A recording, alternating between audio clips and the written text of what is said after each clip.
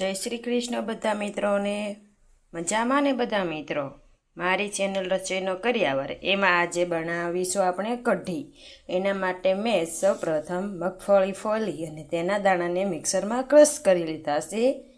આપણે કઢી બનાવવા માટે સૌપ્રથમ તેનું રબડું બનાવીશું ને મિક્સરના દાણા ક્રશ કરીને તમે એક બાઉલ કે તપેલીમાં લઈ શકો છો આ રીતે। પછી આપણે તેમાં લીલા મરચાં નાખીશું આ રીતે। મેં અહીં ક્રશ કરીને લીધા છે, તમે તેને મોળીને પણ લઈ શકો છો ઝીણા ઝીણા સુધારીને। તમે જે પ્રમાણે તીખું ખાતા હોય એ પ્રમાણે મરચાં નાખવાના। મેં અહીં 3 મરચાં ક્રશ કરીને લીધા છે। જો મોળા મરચાં હોય તો તમે વધારે પણ નાખી શકો છો। મેં અહીં તીખા મરચાં લીધા છે એટલે 3 જ નાખ્યા છે।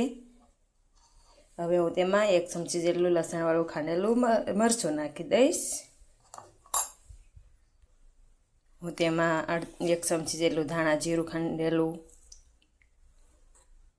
કે દળેલું જે હોય તે ધાણા જીરું પાવડર નાખવાનો।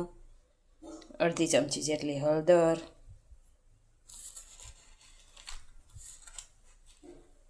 1 ચમચી જેટલું મીઠું તમે સ્વાદ અનુસાર નાખી શકો છો અને 1 ચપટી જેટલું આખું જીરું।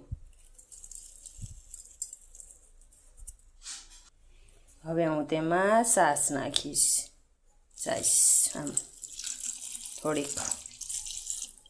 પછી આપણે જે બધા જ મસાલા નાખ્યા તેને આ રીતે સારી રીતે હલાવીને મિક્સ કરી લેવાના છે।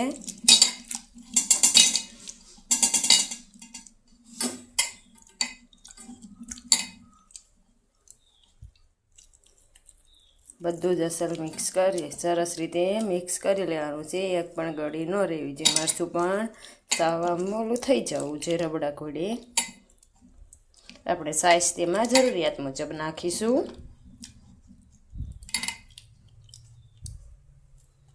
આ રીતે તેને ભાંગી લેવાનું છે હાથ વડે।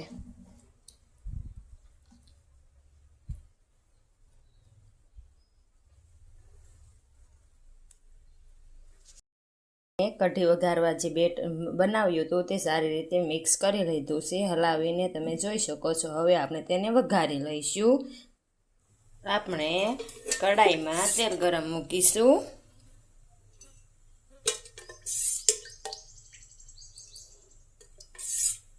હું અહીં 3.5 પાવડા જેટલું તેલ નાખી રહીશું। કઢીમાં કે દાળમાં તેમાં ઓછું તેલ હોય તો પણ ચાલે છે વઘારવામાં।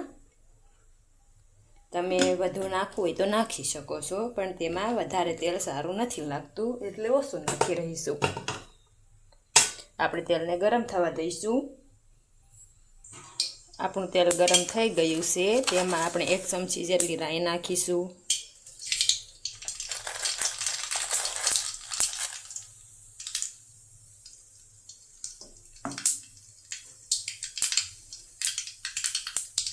પોણી ચમચી આખું જીરું,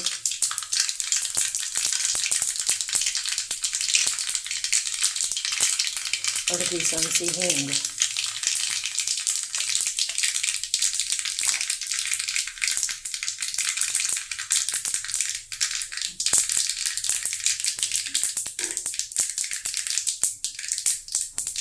આપણા મસાલા તળી જાય એટલે આપણે તેમાં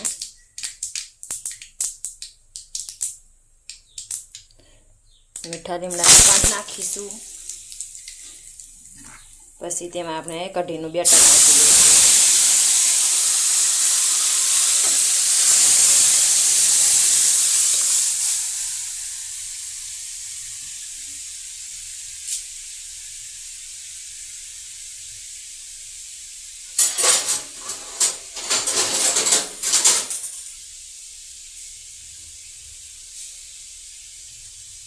પછી આપણે તેને હલાવી લઈશું।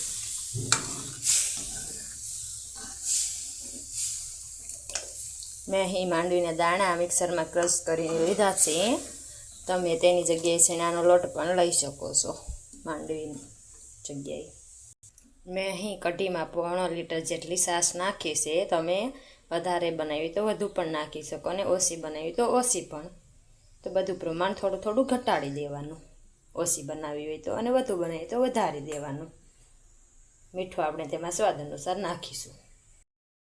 કઢીને હવે આપણે વઘાર કરીને છાશ નાખી દીધી છે, તેને હવે આપણે સારી રીતે ઉકળવા દઈશું. તેમાં આપણે ખટ્ટો મરી સાઈઝનો ઉપયોગ કરવાનો છે.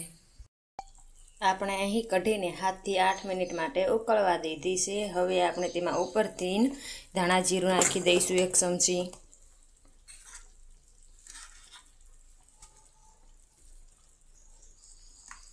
તેને હલાવી લઈશું.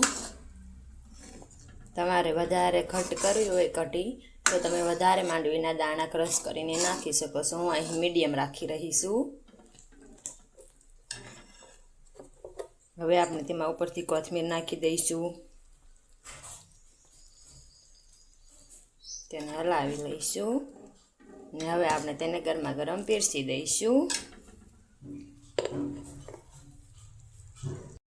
આપણે ગેસ બંધ કરી તેને નીચે ઉતારી લેવાની.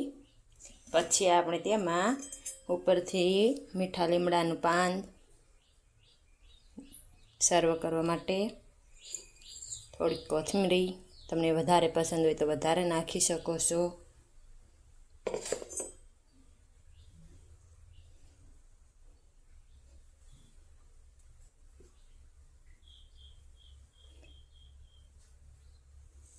આપણી કઢી બનીને તૈયાર છે, તમે જોઈ શકો છો. આવી જ મારી અવનવી વાનગીઓ જોવા માટે મારી ચેનલ રસોઈનો કરિયાવરને લાઈક શેર અને સબસ્ક્રાઈબ કરો. આવી જ મારી અવનવી વાનગીઓ મારી ચેનલમાં તમને જોવા મળે છે. તમે કઢીને ડુંગળી, બાજરાનો રોટલો કે ઝાડના રોટલા સાથે ખાઈ શકો છો.